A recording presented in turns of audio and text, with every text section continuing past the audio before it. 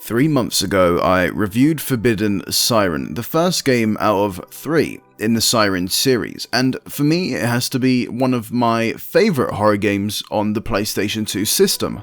But how does the sequel hold up?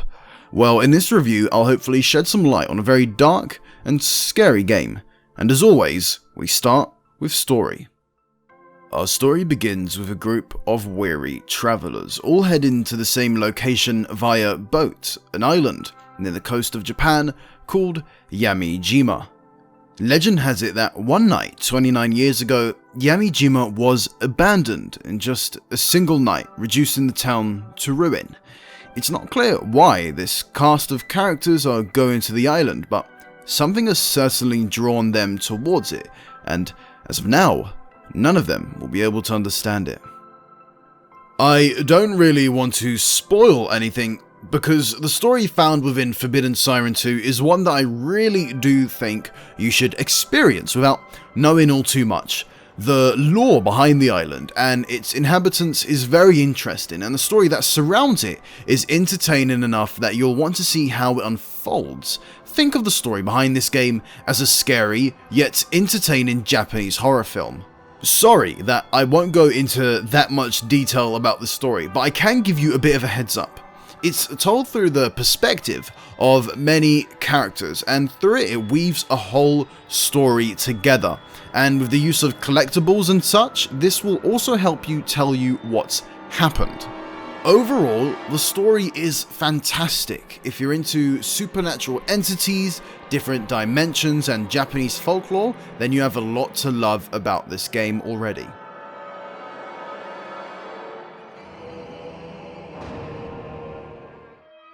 Moving on to something I can actually talk about, and that's gameplay.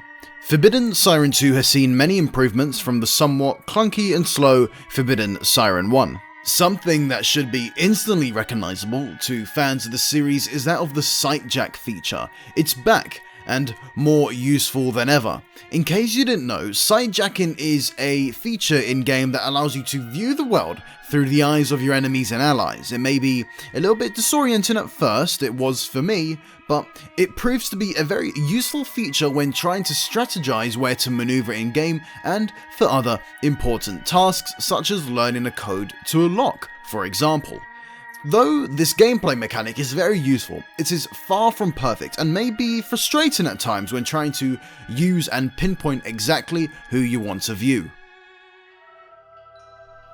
Difficulty has been adjusted in Forbidden Siren 2 compared to the first game, but that doesn't mean this game is easy, it's quite the opposite actually.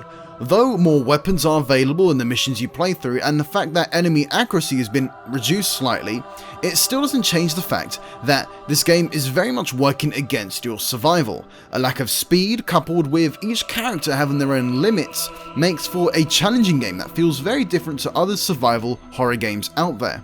Enemies tend to be as fast as you, but they can't run out of breath. There is no visible indication of health anywhere in the game as well, so it makes for a very tense session of gaming.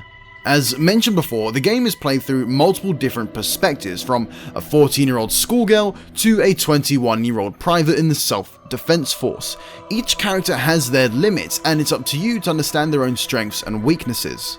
The game is played through a simple, short mission structure and is accessed via a link navigator, which is basically a timeline of events. Missions usually play out as get from point A to point B scenario, while also avoiding multiple enemies and finding key items scattered around the map. This type of gameplay mixed with a scary atmosphere, and when I say scary I actually do mean it, and as well the character limitations, well, it just makes for a very memorable experience, but that doesn't mean this game is perfect. A lot of the times, you may find yourself being frustrated by the camera, controls, or even friendly AI as they can get in your way and slow you down. Graphically, Forbidden Siren 2 is beautiful in a very disgusting yet genuine way. The atmosphere in the game is something worth remembering, and it's clear that the development team has nailed down their Japanese roots in the game.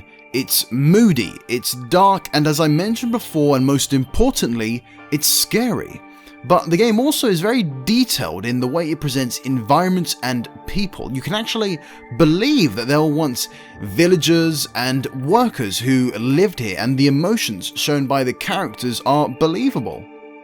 Overall, Forbidden Siren 2 is an incredible survival horror experience that was sadly underplayed due to only being released in PAL and Japanese territories. But if you're looking for a unique, fun, and most importantly an actual scary game that will take you a while to finish, well, I couldn't suggest this game to you even more than I already have.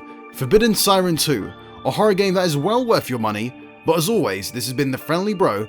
Thanks for watching, and I'll catch you guys next time.